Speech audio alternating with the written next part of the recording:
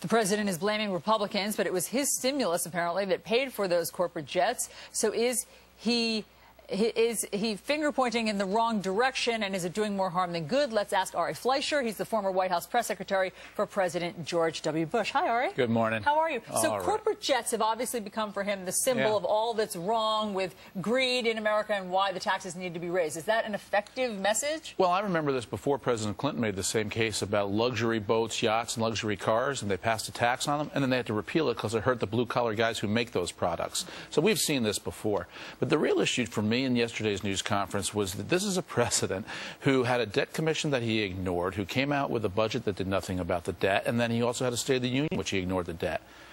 President Obama has been like a college student who went out on an all-night spending binge, and then he shows up late for class and didn't even do his homework. That's the real problem we have here. He hasn't done anything on the debt except make it worse. Well, that's very different than what he said yesterday. Let me play another bite for you, where he talked about how he's the one who's actually been here, and that's why Congress needs to stay here. Let's listen. The President of the United States, and I want to make sure that I am not engaging in scare tactics. And I've tried to be responsible and somewhat restrained so that folks don't get spooked.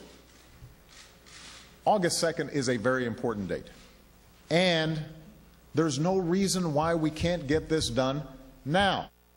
All right, that's a different soundbite than the one that I was imagining, but that one talked about August 2nd. Is that a hard and fast date, or is that date flexible and movable for when the debt ceiling needs to be raised? Well, it's somewhat flexible, but I think it is generally a correct date, when you have to rely on the Treasury Department to tell you that. But again, everybody knew this was coming, and he didn't do anything about it except make it worse. It was the spending binge, his $800 billion stimulus, cash for clunkers, 2 rounds of homebuyer tax credits that didn't do anything to help the housing industry.